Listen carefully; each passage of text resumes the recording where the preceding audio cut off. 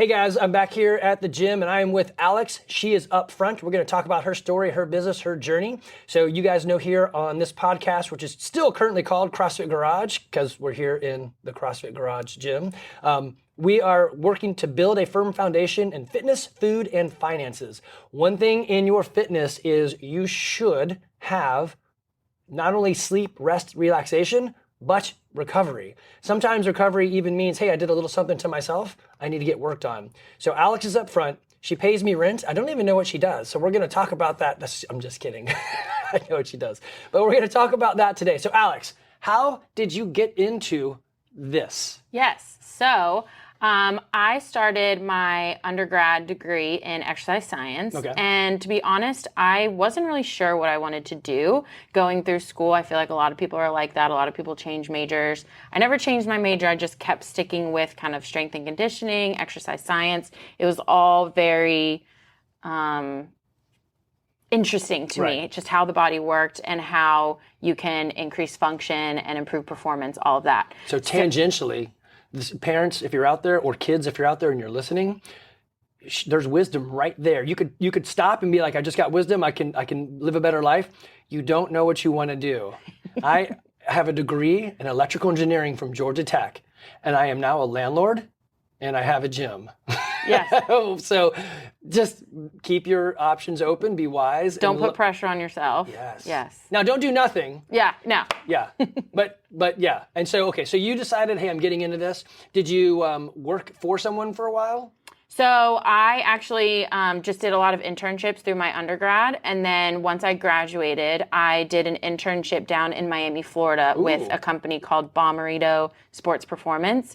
It was a really cool opportunity because I was able to work with professional athletes, collegiate athletes, football, baseball, and I knew I was interested in kind of the medical side of things. So it was a strength and conditioning internship, but I asked to also shadow their physical therapist because they had a company that did physical therapy for their athletes.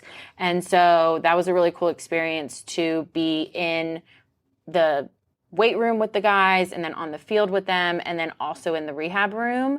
And that's kind of what brought athletic training into my life. So I was like, I really like, being a part of their sport world, but also being a part of their rehab world and just being that person that is kind of always there for the athlete.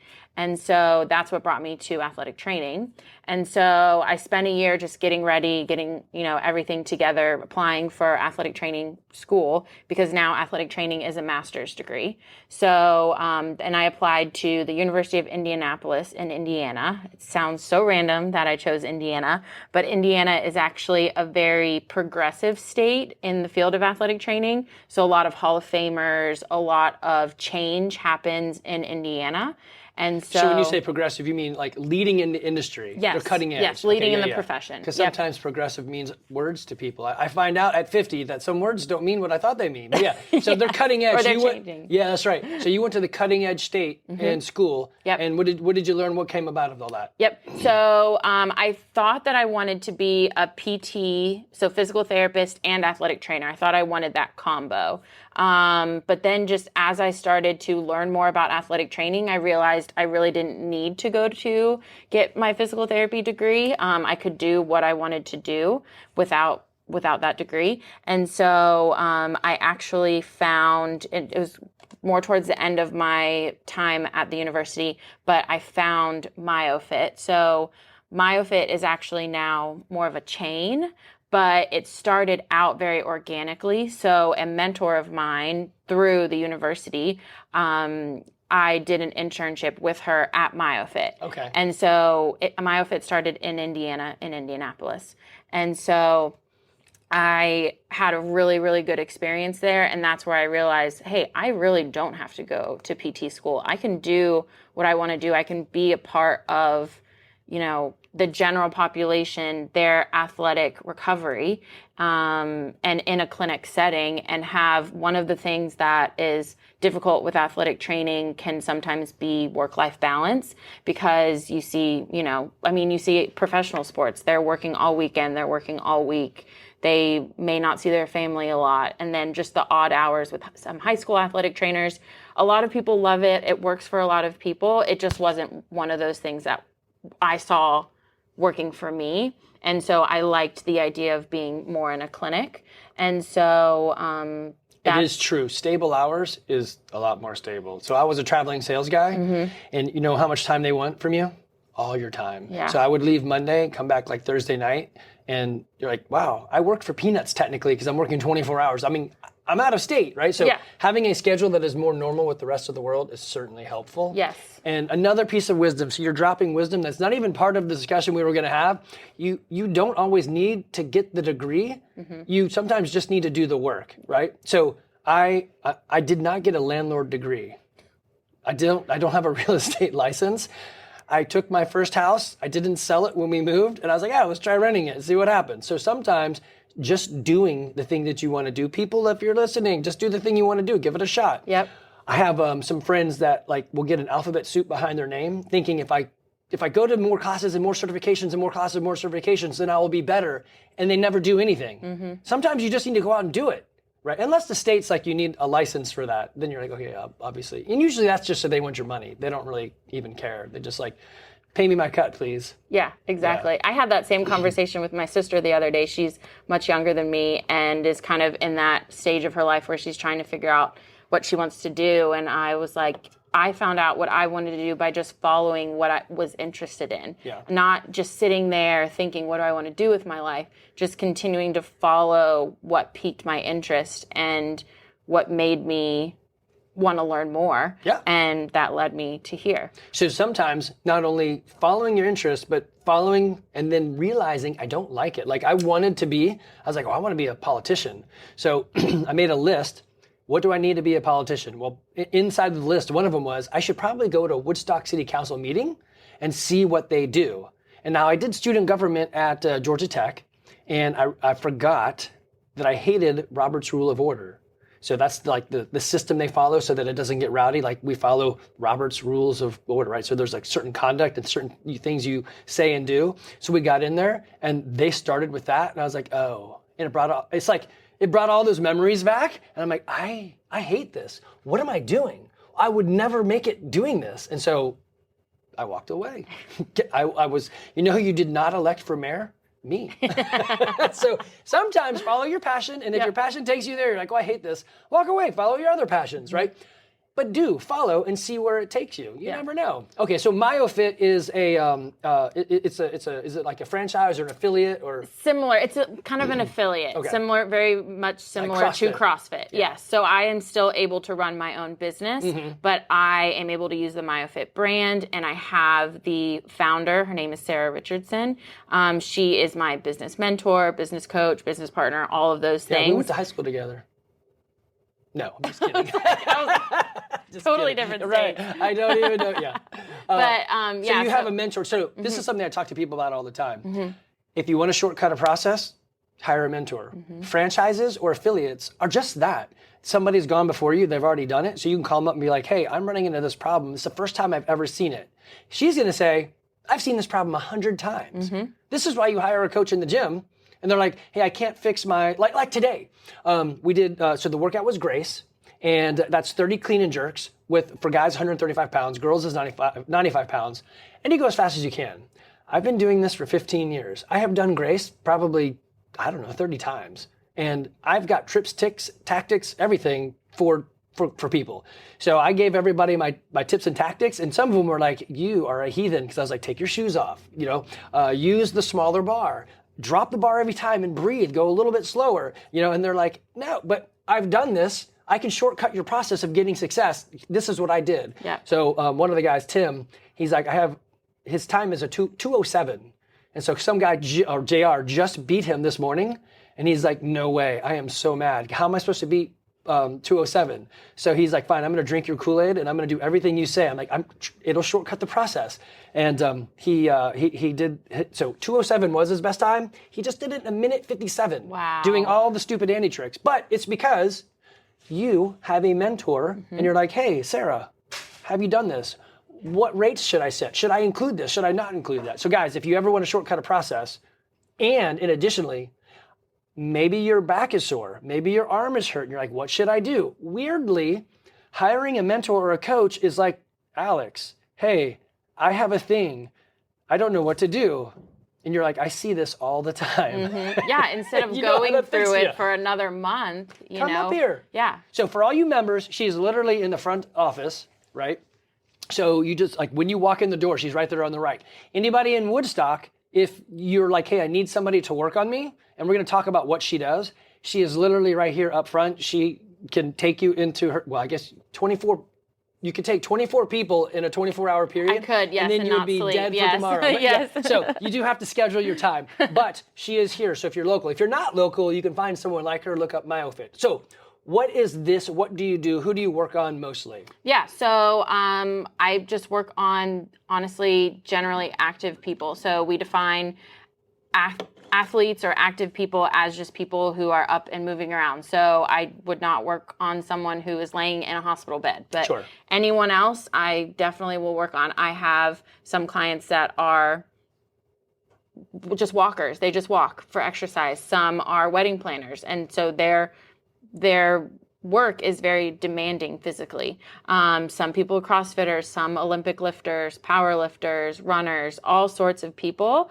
That's the really nice thing about working with an athletic trainer is we have a lot of experience being able to relate to your sport in terms of how the body should move and function. And so we can figure out based on your sport and based on the things that you're doing daily or every other day or most of the week, how can we, one, tailor your rehab to it? How can we tailor your treatment to it? And then how can we provide you a maintenance plan once you're done with treatment with Myo-Fit in order to prevent injuries moving forward based on your sport? That's an interesting one right there. So what you're telling me is if I come in here, I'm not going to be seeing you every week for the rest of my life? Correct. So that is the idea. Yeah, that is unusual. So I love that our goals align. So one of the, I guess you set up a mission vision of your business or whatever. One of ours is to help empower people to become the hero of their own story. So if you come in and you listen to us, great. And you get our, movements from coaching from in the gym to nutrition, and you're like, I've got it all. I'm going to go do it on my own. Man, that is awesome. We love that. We don't want people to feel like they're stuck. We want to equip you with everything. So you're doing the same thing. You're like, let me help you get through the thing. And then here's what you can do at home to maintain. And I love to educate people. Like whenever you come in here, I will always go, sometimes maybe too in depth, but I will always go into depth into why I'm finding what I'm finding potentially, what I'm finding, what that means, and what it will mean for your treatment, but also what we'll work on afterwards and how it all kind of comes together. So sometimes it's a lot of learning even in here, just about how the body functions, how the healing process works, and maybe how you can prevent things from happening in the future so that you can educate yourself, or I can help educate you so that, you can become your own hero, and you can maybe in 2 months be able to identify something in the gym. Oh, I remember Alex saying this. Okay, let me tweak this. And then hopefully that helps you. Yeah. So it's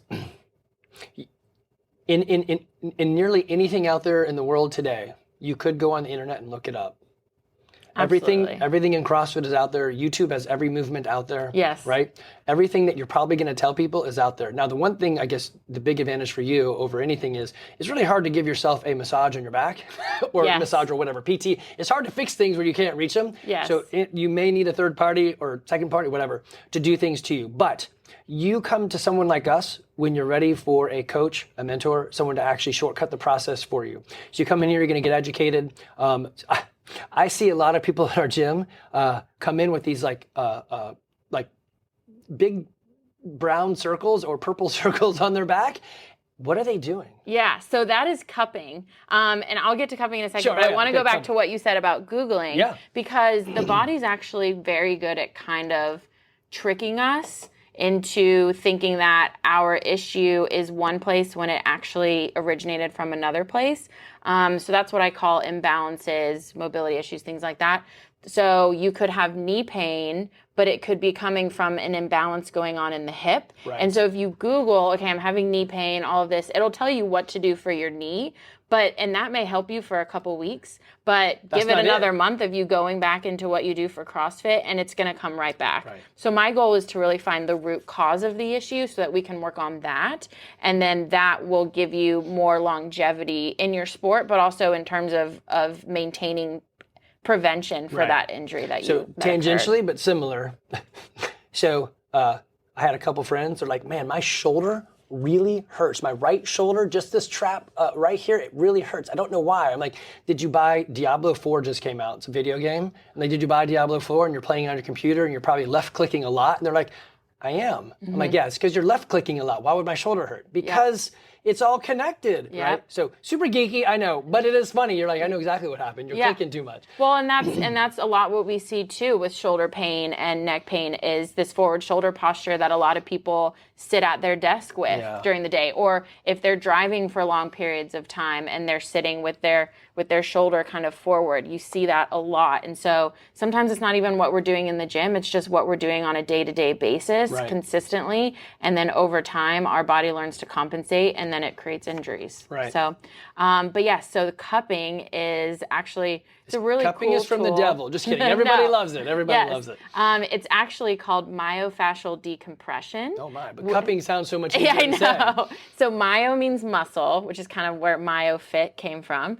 And then fascia is just the fascia underneath your skin that is part of your muscles and kind of everything that your muscles are wrapped in. Sure. And then decompression, kind of know what that is. So you're basically trying to decompress the tissue and reduce tension in the tissue. So different ways you can do that are with soft tissue mobilization. So that is similar to massage, but I do more kind of deep manual therapies, soft tissue work. So I'm kind of getting my elbow deep into the tissue. I'm getting my thumb deep in there. I'm looking for tender points and I'm going to kind of sit there on it and get that to release.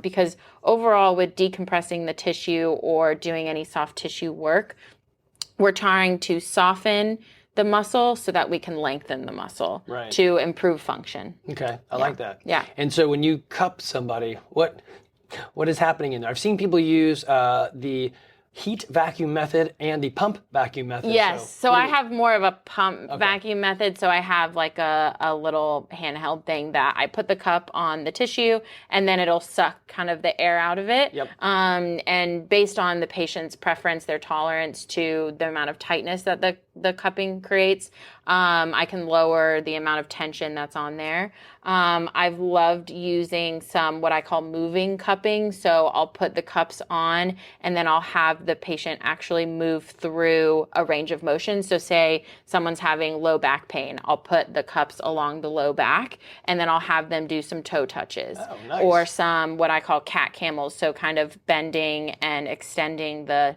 trunk so that you get, not only are you getting decompression of the tissue, but you're having that muscle move underneath the cup. And ideally it will help reduce tension a lot better and a lot quicker even. So instead of having to leave the cups on for 20 minutes, I may just do a 5-minute treatment or 10-minute treatment where you move through the cups and it just kind of expedites the process so we can fit other treatment modalities into your session. Right. So guys, listen to this one right here. So she is an expert. This is what she does.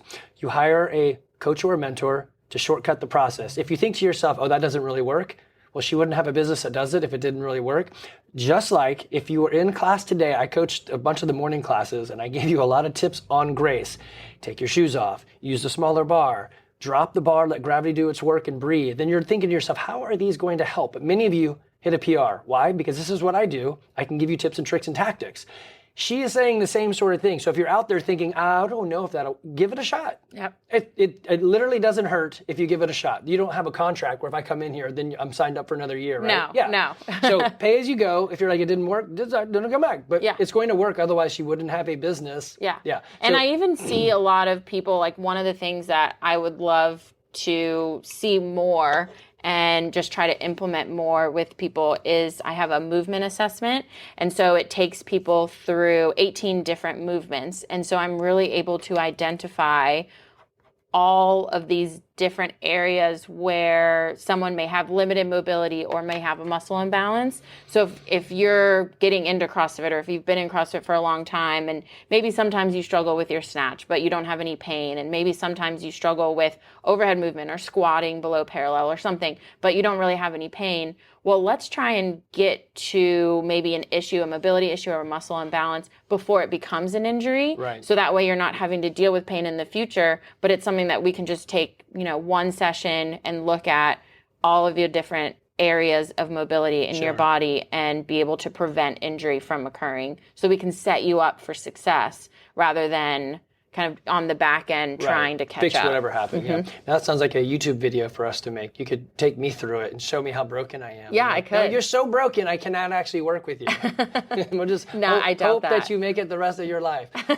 No, that's good. So there are, and I know you probably have this too. When people walk into the gym, I can almost tell immediately what needs to happen and change. Pretty much everyone has bad ankle mobility. Yep. There's just, I don't even need to look, because it's majority of the people. It's a stereotype because it's true, right? Yes. 90% of you are going to have ankle mobility. For guys, 90% of them are going to have shoulder mobility issues. Yes. And then for the girls, you're going to want to go slow and steady, when in here we want you to go hard and fast. So we need to change your idea of what a workout is. And so there's these things, because you see it all the time, right? So you see these things, I know what to do, I've been doing this, I can help shortcut that process to either recover for something that happened, or, hey, I just want to be better at what I'm at. Yes. And I think sometimes, so this is actually I'd be interested to hear what you say on this one. So I just worked out, I got about 10 minutes left in class, should I roll and stretch? So stretch, yes. Foam rolling is great too. It kind of helps the muscle recover. It never hurts, right? Yeah, it never hurts. Do some recovery. Yes. If I'm feeling tired, should I try to get a good night's sleep? Yes. Right? Oh, yes. There is research out there that shows that sleep is probably the most important thing. Like if you plan to work out, but maybe are only going to get like 4 hours of sleep, it's better for your body to actually sleep. Get those sleep. Yeah. So with that, knowing that I'm going to do some preventative maintenance because I'm rolling out and stretching and all that. Guys, if you're also thinking, I feel a little sore, stiff, whatever, come in. It's preventative maintenance. Yes. Maybe there's nothing wrong, but I tell you what, getting a good elbow in your back massage, I love that. If you're into the tappity massage, it's probably not your thing. Yeah. No. Yeah. So if you want to feel it, it's only helpful. Yeah. And So coming from an exercise science background, I also am very interested in how can I help with performance? How can what I do here as an athletic trainer help your performance? And so you spoke earlier about limited ankle mobility, and I was reading a research article the other day where they actually were able to prove that whatever joint mobility issue you have that is involved in your squat limits your entire squat. Oh, yeah. So the ankle, the knee, and the hip are all involved in squatting. And so say you have one bad ankle, well, one bad ankle on one side is going to affect the mobility of your entire squat. And you can actually lift more if you are able to squat all the way down and up, because you get a larger contraction of your muscle. You're able to use your whole muscle rather than just using a part of the muscle. So I always try to explain, think of a rubber band. If you pull a rubber band just a little bit and let it go, sure, it's going to move, but it's not going to go very far. If you pull it all the way and then let it go, it's going to go far. So that's exactly how your muscles work. And so that's why we want to get that full mobility, so that we're getting the full range of that muscle and we're getting the largest contraction so that you can hit PRs here in the gym. You can reach all of the goals that you want, but sometimes it's that muscle and that limited mobility that's keeping you from doing it, not the effort that you're putting in the gym. That's right. And that, so again, many things we're going to agree on because we want the best for people. Yes, absolutely. And it's easy when you're going down the right track. If you're trying to fool people into things, no. So full range of motion on the squat. I talk about that to a lot of people. There's a couple in my mind that have great depth, and I will tell them, Kate and Randy come to mind specifically, they go very well into a very, very deep squat. And I will tell them all the time, I love that, don't change it. But if you want to lift more, we only need to go to parallel. You'll be able to lift more, but this is so much better for you. I would rather you be okay with a little smaller number right now because you are going so far down.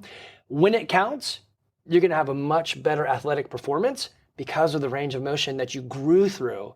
And when it comes time to just go to parallel, you're going to lift more than you ever lifted before. Yeah. So that full range squat. The other fun thing, again, this is why you hire a mentor or a coach. You just said, I was just reading a research paper. How many research papers are you guys out there listening going to read about your body? You're going to read 0. Yes. This is what she does. Yeah. This is why you hire a mentor or a coach. So I'm actually, one of the things that I'm working on right now is my doctorate, because I want to bring more evidence-based and patient-centered care into my practice, but also be more of a leader for my business. And so I want to learn all of that myself, but also be able to transition that into employees that I may hire down the road. And so I have been diving a lot into how can I provide better care based on research for all of my clients. So you can trust that when you come to Myo-Fit and when I'm doing treatment, when I'm doing evaluations, these things are all coming from things that are evidence-based and things that are shown to work in the research. And I talk with my clients about the research all the time.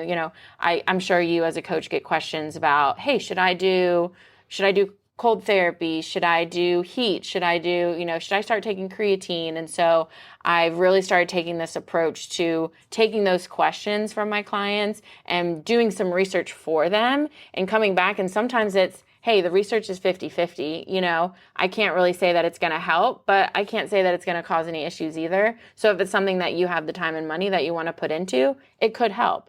But instead of me just saying, well, here's my opinion. Right. I don't want to be that opinion-based practitioner. I want to be, here's the research, here's why I do what I do. Yeah. And I want you guys to see that from me as well. Yeah. Usually the questions I get are more yes to all of that. And the questions on should I be doing this is it's majoring in the minors.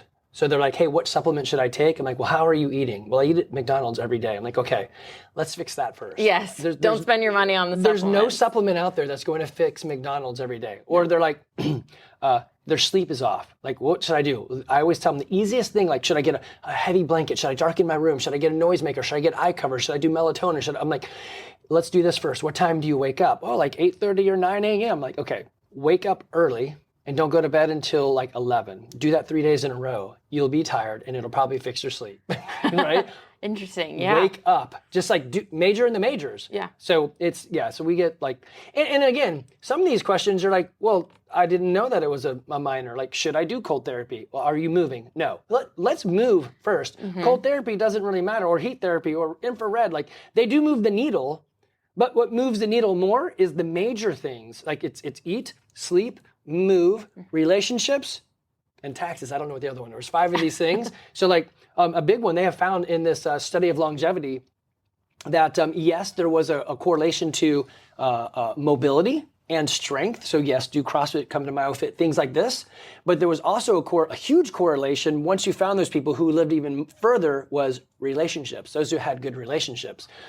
So in the world of, hey, I'm staying at home for a year and now I work from home and now I don't see anybody because all my kids have moved out. Yeah, you need to find a place with people who have, the bar. Your people. Yeah, the bar is nice, but it may not be the best people. I don't know. Right? Yeah. Sometimes you can have a really nice bar. But yeah, so those are huge things. Okay, so something else that you guys do is needling. What is that? Why would somebody want needles in them? Yes, so it's called dry needling. So it's called dry needling because there is a wet needling, actually, but no one ever calls it wet needling. But wet needling is like when you go to the doctor or you get a shot. It's basically putting a needle and there is an injectable, so fluid moving through the needle, whereas dry needling, there's no fluid moving through the needle. It's just me taking what's called a microfilament needle. So it's a very small needle. It's actually the same kind of needle that they use in acupuncture.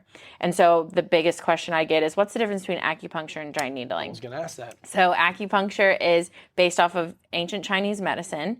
And so dry needling is actually based off of science-based evidence. So it's doing research into, okay, I'm going to put a needle in here. What does that do to the tissue? Let's look at an ultrasound. Let's look at blood work. Let's look at all of these things to see what is happening in the tissue when I put a needle in it. And then now one thing I'm trying to do more as well, because I think dry needling in this population is still newer. It's been around for a very long time, but it's still newer in the athletic training world, physical therapy world. So really diving into the research and being able to see, okay, if I put a needle in here for shoulder impingement, or if I put a needle in here for your knees, is that going to really help? Is that going to have an impact? I see it a lot anecdotally in the clinic, but let's see what the research says as well. And so I use dry needling for many different things. I'll use it to help relieve tension in a muscle. I'll use it to, if someone comes in and they actually have a lot of swelling, dry needling can improve microcirculation. And so it just basically promoting healing. And so if there's an area with a lot of swelling and you put a lot of needles in it, it can actually help the body deal with that swelling and kind of incorporate it back into the circulatory system. So definitely for swelling and inflammation. And so then you had mentioned, sorry, I'm going to cut you off. No, that's okay. Yeah, sorry about that. Tangential. You said even in your knee.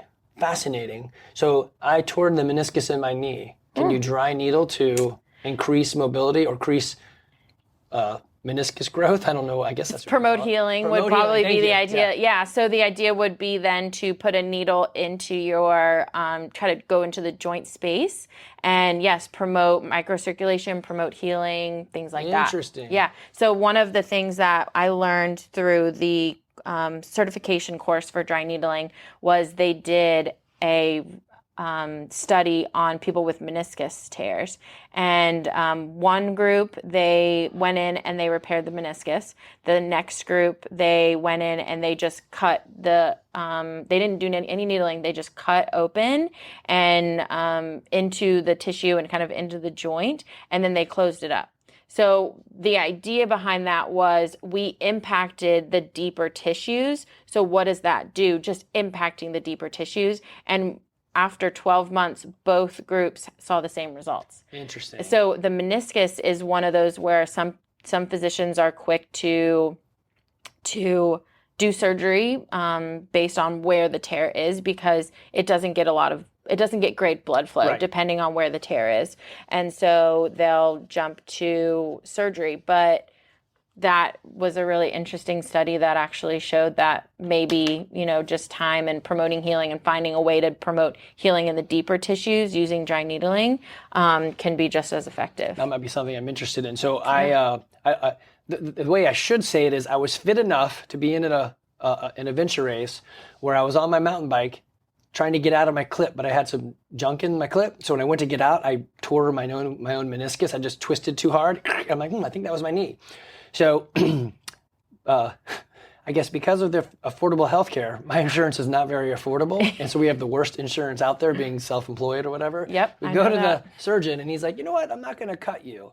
And so I'm thinking it's because I have really bad insurance and I was just going to be, I don't know, self-pay or something. But he never cut me. I spent like 5 years just doing CrossFit, thinking what you're thinking. If I move, can I promote my own healing? So it was the same idea, but I thought about, what if I could damage it a bit? Not like in a negative way, like tearing it, but put like a cut down there, right? Deep. So this dry needling would have been the thing that I was looking for. I just didn't even know it existed back then. That was like 5 years ago. So this is interesting because there's a lot of people who tear a meniscus or tear your MCL, ACL, all those things. So this would be potentially something to think about besides just going and cutting, because they will tell you that if you, something like if when they shave the meniscus to make it not catch, yes, you're actually going to have arthritis in your knee pretty soon. Yes, because they're getting rid of the tissue that's in between the joints. So you're like, well, it doesn't hurt, but it will hurt later. So it's like, so if you're in that scenario and you're thinking, what can I do? Give it a shot. See what happens, right? Yeah. So dry needling is a very interesting concept. It's fascinating too that I was going to ask you, like, well, acupuncture, isn't that? It is, but it's just the philosophy or the science or the background, how they grew up, slightly different. Exactly. Well, I mean, slightly, actually very different. Yes, very different. Yes.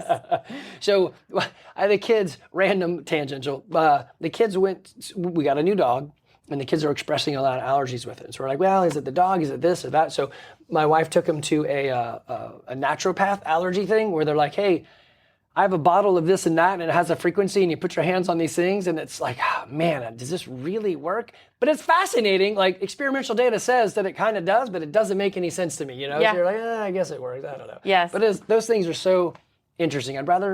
I like to rely on science. Yes, and evidence and Right. what the research says, yes. So when you have somebody coming in for a session, what is like a most popular thing that you have? People are like, hey, Alex, I would like to, what is the typical thing you're doing? In terms of treatment? They come in here and they're like, let's do a thing. What is the thing? So I don't know that I really have a lot of clients that are set on a particular treatment. Okay, so it's very individual. It's very individual, and it's very much like, it's rare that I have someone come in and say, I'm here for dry needling, and we just do dry needling, because again, I want to get to the root cause of your issue, and I am the practitioner. So it's something that I say, okay, I know you're interested in dry needling. It could help. Let's do it.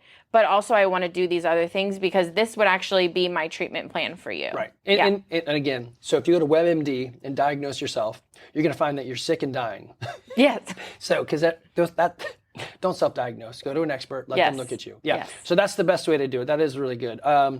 So your goal then is to not only treat them, fix whatever it is, or help them prevent whatever might be preventing, and then give them some stretching, some routines, yes. whatever. So and I what always would that give, look like? So I always give home exercises. So back to science. So what home exercises do is they actually create stress within the tissue. So we're looking at, tissue in terms of the muscle and the tendons that we're working when you do the certain exercises. And what that stress does is it brings collagen and it brings blood flow. And so those exercises aren't just they're, yes, to improve your strength a lot of times, especially if you have a muscle imbalance where you have some weakness, but also it promotes healing, because you're stressing the tissue, you're bringing more collagen, you're bringing more blood flow. And so you're promoting healing on your own through the home exercises. And I use an app to make it super easy for all of my clients. I use an app called PhysiTrack. And so after your initial appointment with me, you get an email and you'll download the app. And then that way you have your exercises with you all the time. So if you're at the gym and you're like, oh, I have 5 minutes, let me do my exercises. Or if you're at home or if you're at work, and, so you're really able to take your exercise program with you. I try to keep it pretty short. Some clients I have, that I'm seeing them for their shoulders and their back. That makes it a little more difficult to kind of narrow down some exercises or keep it shorter. But obviously we kind of talk about how to incorporate that into their routine. Mm-hmm. But yeah, I try to keep it short, sweet, and very purposeful. And again, back to the evidence, looking at exercises that have the highest. So if I'm trying to strengthen, say, the glute, I'm going to incorporate exercises that the research has shown to have the highest EMG activity or electrical activity in the glute, so that we really know this exercise is going to target the glute. Yeah, I like that. So, a corollary or a I don't know, something that would be similar for us. So we'll give you guys some homework, some accessory work. Sometimes it's, hey, I want to get my pull-ups. What should I do? And I'll give you some stuff. Or I want to, insert whatever the goal is, and we'll give you some things to do afterwards. These are things that are great. Hey, I've worked out. I'm super limber. I'm mobile. Let me do you'll go to the app and just check. You can actually click it, right? And it checks it off. And it checks it off. I saw Skylar using it, so it's pretty cool. And so you can put that in there. So we always encourage people to do extra, either before or after. So come in, do some things. It's easy to put into practice, especially when it's right there in front of you. Yeah.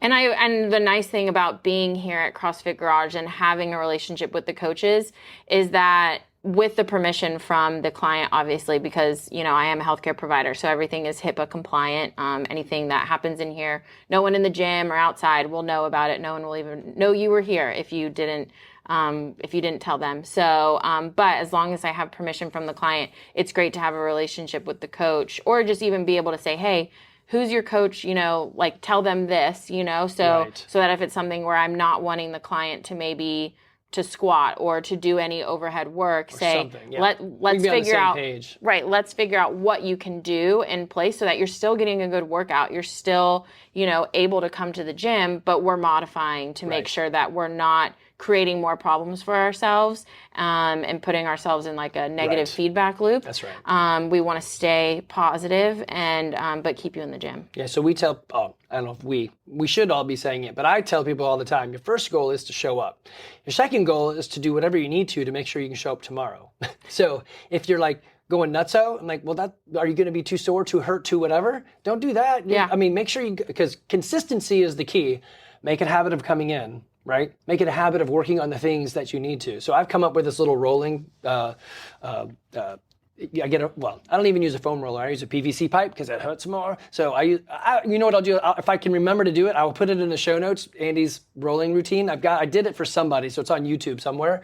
But I just do that, and it takes me like 5 minutes, and I feel pretty good. Now, I probably could do more, but it's better than just getting done and walking out the door, yes. right? Yes. Probably better would be to have you take me through the 18-step movement check and say, oh, did you know? And probably the answer is yes, I did know. I just tried to avoid it. So my favorite crutches are alcohol and cigarettes. No, they're not. But my favorite crutches are don't do it, just keep working out. Yeah. Well, sometimes you find stuff that you're like, wow, I've never done that movement before, and I would have never thought that. Well, and again, this is why you have a coach and a mentor, right? So we will I've been doing CrossFit for 15 years. The coaches will come up with a movement for stretching or warming up. I'm like, 15 years, I've never seen that one. Like, yes. How is that even possible? Yes. I should have done everything, right? They're like, so what you're gonna do is lay on the ground and spin this way. And I'm like, oh, that really stretches. That's really good. There's always something new. That's right. And so coach or mentor you, right? Or the coaches in the gym are gonna be able to shortcut that whole process because it's what they do. Yes. Yeah. But that also brings up a really good point that I always like to make, and I always like to communicate with my clients, is that yes, I'm an expert in my field, but I don't know everything. No. And so but that's the nice thing about having colleagues and having relationships with people in the profession, is that I can call them and say, hey, I have this client, this is what I would typically do. What are your thoughts? Or what things do you think maybe I should look at that I'm not looking at? And just creating that relationship so that I can constantly be evolving as a practitioner and providing my clients with the best care. Right. I feel like in my profession, if I know everything, I'm in the wrong profession and I should just move on. Right. Well, get your doctorate and then become the leader. Yeah. But I feel like even then, you're just always, even in our doctorate, they say, if this is the peak of your career, then we're doing something wrong, because this should elevate your career and lead you to continue to excel in your career, but not be the peak, because you have so much more left to do, so much more growing, so much more learning, so it's definitely a field that I love, because I get to learn and grow all the time, and things are always changing. No body is the same. Mm-hmm. Someone could come here with a partial rotator cuff tear and do great with some dry needling. Someone could be like, this isn't working for me. So it's always something where we're always looking for what exactly is going to work for you. And if it's not working, let's change it up. Let's see what else we need to do. Yeah. So you mentioned a couple of things that I think, again, wise advice. There comes a time in your life when you realize it's not what you know, it's who you know. So you know a lot. Someone's going to ask you a question. You're like, I don't actually know that. Yeah. Then it becomes who you know. Right. Like, I will find the answer. Right. I'm going to call the right person. And you know who your client doesn't know? They don't know the right person. Right. And this is where, again, mentors and experts come into play. I know people in this industry to ask these questions for, or I can go through the material much quicker than you because I know what I'm looking for. Exactly. I was for a very long time, I was a telecommunication sales guy. So basically I sold stuff to Bell South in the Southeast. And I learned really quick. I may have gone to Georgia Tech and I know a lot of things, but I don't know everything. And so I would just tell people, they're like, hey, have you heard of, they started rolling out Ethernet inside their network. And they're like, do you know much about Ethernet? I'm like, hey, I don't, but I'm going to go find out. Mm-hmm. And nobody has ever said, well, you're just a dummy, right? They're like, I can't believe you don't know that. They're like, thank you for like going out and finding the information. Having the initiative. Right. Yep. I don't know that. Nobody's ever asked me about Ethernet inside your T1 line. So let me go and find that out, right? They're like, okay, great. So experts will go and find that information for you. Anything that you would like to say to the hundreds of thousands of people that have listened to this podcast? I think just maybe try to be a little more in tune with your body and don't let yourself get to the point where it becomes an injury, because then it becomes more of a nuisance in your life. And ask for help, because, and it's something too where if you are a member at the gym, you know, I'm here. I'm not going to charge you for coming in and asking me a question, or, you know, like, I'm here to help. Right. And my job is to kind of work myself out of a job. You know, I always recommend a maintenance plan, maybe once every 4 to 6 weeks or something, but it's not anything where I never want anyone to feel like I'm pushing them, but I just want to be a resource for you guys. And so if you ever have any questions, please, I feel like I'm a pretty nice person. And so how do they get a hold of you? If I want to schedule an appointment with you, how does that even work? Yeah, so there are cards in CrossFit Garage right outside of my door. So if I'm not there and you have any questions, what if I'm not a member and I don't know how to get into the gym? So if you're not a member, so you can go to myofittherapy.com. So MYOFIT therapy.com. I'll put it in the show notes. Okay, perfect. Yep. And then you can just go on there and you can see all the different areas. So you can see maybe if there even is a Myo-Fit close to you that you could reach out to. And then you can just give me a call, shoot me an email, give me a call, shoot me a text, whatever you feel comfortable, however you feel comfortable communicating, and just reach out, because I'm here to help, and that's, I started this business because I really like helping people, and so that's what I want to do. So I have found in this little business of the garage that if they're calling me, they're 45 years or older. If they're texting me, they're 45 or younger. It's true. So I'm like, oh. So I used to think that texting a client would be unprofessional. Now I feel like nobody wants me to call them. Right. Yeah. Well, and so I think the weird part is their working hours are also my working hours, but my working is their fun. So like on Tuesdays, I do a lot of texting and phone calling, and some people are like, I'm at work. I'm like, so am I. They're like, yeah, but you're, I'm like, oh, that's true. It's your fun. So I always start off with a text. I'm like, hey, this is Andy from CrossFit Garage. I'm going to call you in a moment. Sometimes they're like, please do. Sometimes they're like, oh, I'm at work. I'm like, all right, well, then I won't call you. Yeah. But it is interesting. So yeah, so it's fascinating to see the division of the world. The younger they are, the more FaceTime they want. They're like, can we just do FaceTime? I'm like, I don't even know how to make that work on my phone. So yeah. No. Well, and with spam calls nowadays, nobody wants to answer the phone number, well, at least the they phone tell you. For a number that they don't know. It's well, spam. sometimes they tell you. Yeah, they don't always. True. Yeah. Yeah, that's true. Or sometimes it's spam and it's not spam. I used to work for an orthopedic clinic, and we would marked? call people, and the person would say, sorry, I didn't answer because it was marked as spam. I'm like, we're the doctor's office. How did that? Yeah. So some people must have been clicking the report button or something. I don't know how they get on the list. They really didn't like that clinic. For Georgia, if I see a number with the city Mableton, I don't know why, but everyone in Mableton is a call center now, because every Mableton number is call center. And you can hear it. It goes, right? There's that like pause, a click, and then somebody comes on. I'm like, I'm just hanging up. I don't even want to hear what you have to say. Well, now it's so dangerous too. I mean, now they can, if you answer the phone and say hello, that person, if they're a really bad person, they can take that and then now create a voice so that when they call, have you seen it on the news at all? There's been parents that have gotten phone calls with the voice of their child saying, Mom, Dad, I'm in trouble. I need you to send me money. And so they think their kid's been kidnapped. And so they're wanting to do everything that they can, obviously, to make sure their kid's okay. And it's a scam. And their kid's totally fine. So now they're recommending to create a safe word with your kids and say, okay, what's the safe word? So know okay, are you really in trouble?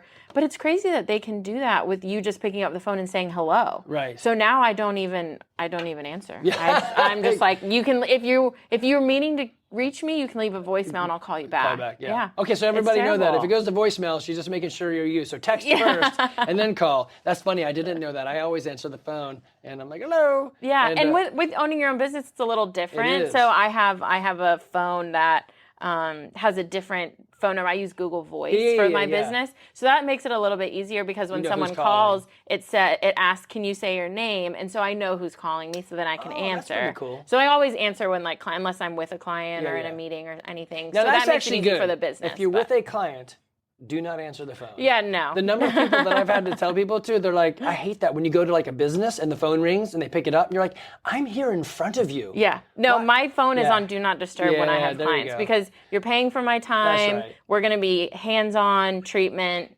Literally. Yes. Yes, my hands are on you. Yes. All right, so I have some fun questions for you then. Okay. What was your first job? My first job, now no one probably here knows what it is, but it was at Smithfield's Chicken and Barbecue in North Carolina. I actually really wish they had one here, because it's really good pulled pork, coleslaw, all that, the good stuff. But I feel like I don't know. What did you do for them? I worked in the restaurant, so Okay. I was the person that took your order, and then eventually I was in the drive-thru. Oh, wow. So yeah, I worked mainly probably through college and a little bit in high school. I worked mainly in the food industry. What did you learn from that first job? A lot of customer service. Yeah. I mean, and hustle. I feel like the restaurant industry is customer service and hustle. You really learn how to be nice to people. Right. I feel like that's not really a thing that you have to learn, but have patience with people, what to say and what not to say. You get more tips if you're not a jerk. Yeah, absolutely. Sometimes it doesn't matter what you do; they're not going to tip you. But but I just think it's really valuable to have food service industry experience. So I got 4 kids. None of them have had jobs. Well, they've had jobs, but not like I'm working and at school, so the pressure of it. But I've always felt like, and Levi has wanted to get in the food industry for a little bit. I'm like, yeah, everyone needs to have that job so they can understand what people are like. Yes. And don't be a jerk. You don't need to be a jerk. No. Just okay. Be a good person. No, right. It doesn't cost you anything. What is something you learned from your parents or grandparents that you find pretty useful now? She's looking off into the distance. She's I'm trying to think. There were so many. Mom, if you're listening. Yeah. She's like, there's so many. She's writing a list right now. Oh my gosh. I feel like my mom especially has always been she's always wanted me to be the best I can be and just to do what I want to do. It's hard to, I'm trying to think. We'll come back to specific, it then. Yeah, all right, we'll come back to it. I think of this concept of you can be whatever you want to be, right. But I feel like everyone's parent says that. So I'm trying to think of a different one. It's fine. We'll come back to it. Let's see. In this business that you've created, what is something that you would be like, this is my high, low, and Buffalo? So high is something good, low is something like, I didn't expect that. And then Buffalo can be surprising, or it can just be interesting. It's just anything that was semi-unexpected. Yeah, so my high would definitely be the first time I was probably out, it was early on, and I was out with friends, and I got an email through my work email that someone that I didn't know and hadn't talked to scheduled an appointment with me.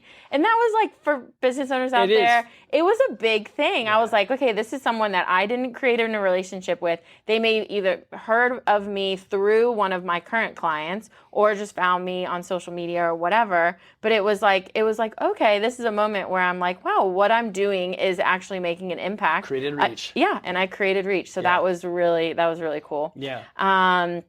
Low, I don't know that I've had many lows. Do you work with insurance? No. Yeah, so that's a low. That would be that a could low. Be a huge low. Yes. Yeah. That's the best way to ruin your business. Yeah. I think my lows are always when I can't help somebody. So when the treatment that we're doing or just conservative treatment in general is not effective enough and they kind of need a little bit more intervention.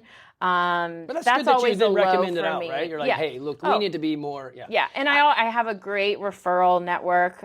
One of the benefits of me working previously with a physician was, and it was a really cool experience. In general, I was able to be in surgery with him as his first assist. So all these shoulder surgeries and things like that, I've been in it and I've seen the surgery. It's really cool.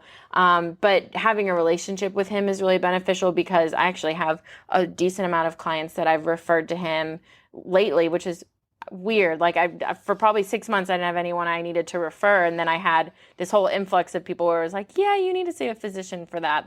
That might need surgery actually. And so, it's all the summer fun people are having. Yeah. I can get on that wakeboard. Let me do it. Hold my beer. Exactly. Like, no, do not get on that. So, but it's been cool because I've been able to be like, hey, reach out to this person. They'll get you on the schedule. We're able to have a really good, what we call continuity of care. So being able to have good conversations between me and the physician and so it's just been really good for my clients to have that continuity of care. Yeah, continuity of care, exactly. I like that. So yeah, definitely lows are always when I'm not able to help someone. But then, and then my buffalo, I guess, would be recently I found out that I was pregnant. Yay! So that's been something that I've had to kind of work through because it was I mean, absolutely a blessing, but something that I would have maybe planned for a year from now when my business was a little bit more self-sustainable, Sure. and I was like, okay, I can step away. I've hired someone. Right. So now just kind of Figuring that figuring buffalo all out. of that, figuring that Yeah. buffalo out. So- But I think it's going to be great. I think bringing in someone with a different perspective, different Sure. experiences is always great for my clients. Someone I trust. And As any parent will tell you, no planning ever. I mean, right? What does Mike Tyson say? Everyone has a plan until you get punched in the face. Yeah. So planning kids, you're Yeah. like, let's wait for the perfect time. Well, what is the perfect time? It Right. always moves. I have 4 They say kids. I don't even know. if you wait for the perfect time or until you have enough money, then you're never gonna have a kid. No, you'll never do it. Yeah. Yeah. And the weird thing is, like, money-wise, you're like, okay, I don't know if we can do this money-wise then you do. And you're like, You figure it out. That's How did that work? How did we make out? You find the money. Yeah, and I'm a big believer. If you want something done, give it to a busy person. Oh, yes. If you want, if sales-wise, they're always like, hey, find the top seller and give him more stuff because he's going to sell more for us. Yes. I'm like, that is just the weirdest. But yeah, so keep them busy, keep them moving. So I used to have the billboard right there on 92. It would say CrossFit Garage right there with an arrow like pointing here. If you had that billboard and could put any message you want to the world, it doesn't have to be health and fitness, it could be anything. What message would you want people to read as they drive down 92? Maybe let me help you move better. Ooh, I like that. Yeah. I like that. Yeah. So guys, read that sign. Let me help you move better. Yeah. Are there any books or podcasts that you listen to or recommend out?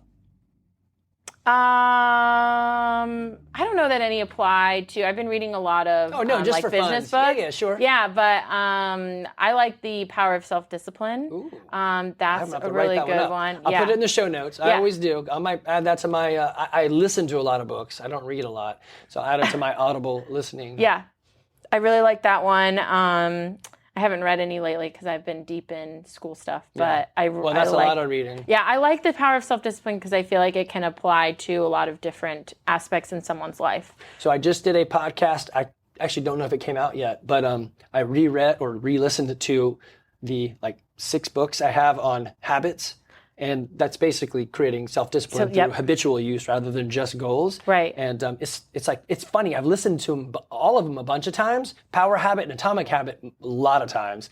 And you still go through them. You're like, oh yeah, that's right. I like these things. So that's one of the things that the person who wrote, I can't think of the name, but the person who wrote Power of Self-Discipline talks about is that he would have people that salespeople. I think they talk a lot about salespeople in the book, but he would have people who read the book, followed everything, and then they did really good, but then they had they started having lows, and then they weren't excelling anymore. And he's like, well, did you go back and read the book? Did you continue to do some self-help work? Did you read anything else? It's like, life is not like I'm going to do one thing and then I'm going to be great for the rest of my life. Right. It's constantly changing, constantly evolving, constantly learning, and you only grow if you learn. That's right.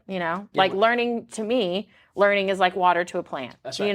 You can only grow. Right. The plant can only grow if you water it. Well, you have to water yourself. Yeah. You have to feed yourself knowledge, nutrition, sleep, exercise, all of those things in order for you to grow, and it's constant. Right. If I don't water this plant, which I don't think I've watered it in a while, actually, I'm pointing to a is going to plant. live. It's like this. It just needs. This will not die, but it's not going to grow. Right. But So Stephen Covey, his whole thing on the 7 Habits of Highly Successful People, his big one was take the time to sharpen the axe. Yeah. So if I don't cut down trees. So the woodsman, the axeman, I don't know what you call him, Paul Bunyan. If he's out there cutting down trees and he never takes the time to sharpen his axe, then he's really not cutting down trees. He's smashing trees with a dull piece of metal, right? And it's getting harder and harder to do. Right. Yeah. So you can increase your efficiency by taking a moment to sharpen your own axe or to water your own garden or whatever. Yeah, so that's a good analogy. So I'll put that in the show notes so that people can find it. And, that's a fun one. Do you play Wordle? Oh my gosh, my in-laws play it, and so I've done it maybe 4 or 5 times. So you don't have any starter words? My father-in-law's starter word is train. Ooh, okay. Yes. Get some good first letters and vowels out of it. Yes, and I feel like I used a really good starter word last time, but I don't remember it. Yeah. But I know he uses train. Yeah. So I use saint, mulch, and dower. Interesting. It gets all of the big letters out of the way. So I never get the word, actually one day it was Saint, so I got it in 1. Oh, wow. Well, that's weird.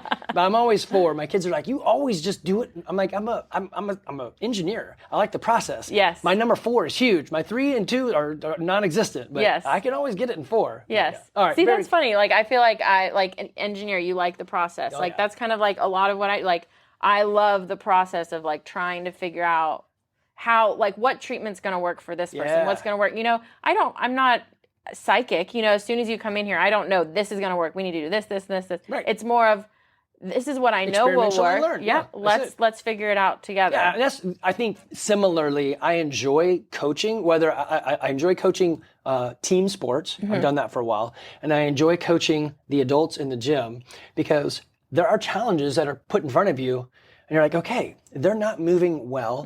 Why? What's going on? What am I seeing? And they're usually moving fast. So like today, they're doing clean and jerk. And I'm like, okay, that movement, it is very complex, and you do it in under a second, and I have to diagnose what is happening and where, right? Now, there are some standard things, like you said, like, ankle mobility for everybody is bad. Guys, shoulder mobility is usually bad. So I can look at things like you're probably pulling early with your arms. That's like 99% of the people, right? Yeah. And so you can see these things, but it is fun. So you're like, okay, let's try this. No, that didn't work. Let me try that. No, that didn't work. And then weirdly, so a low in this is I will coach somebody and say like 5 different coaching words to get them to do something. And then another coach comes in and says, that. Yes. And they say it just the right way and it makes just the right sense, and then they do it. And you're like, dag nabbit. I tried to say it, but But then you learned, you now learned a different way to say it. Yeah. I had the same conversation with a Olympic lifting coach yesterday. Yeah. And we were talking about the same thing, and she said that she had an experience where one of her athletes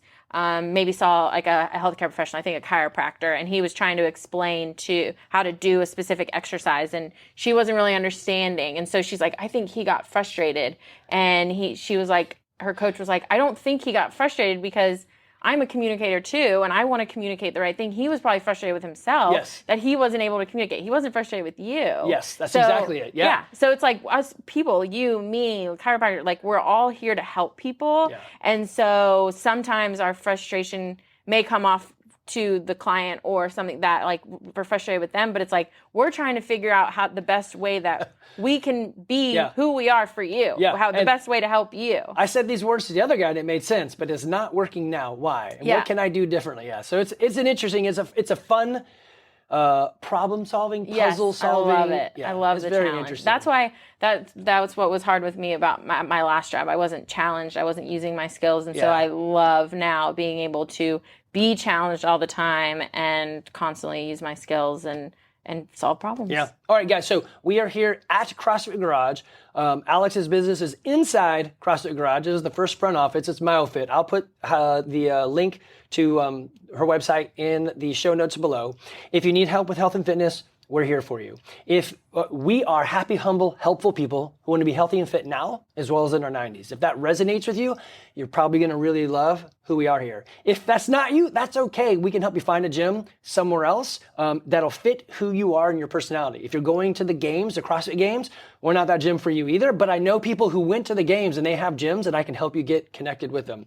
If you need help with any issue that you have in your body, joint-wise or muscle-wise, then Alex is here just waiting for you. We just are here to help, and hope you enjoyed the podcast. All right. Thanks, Alex. Yeah, thanks for having me.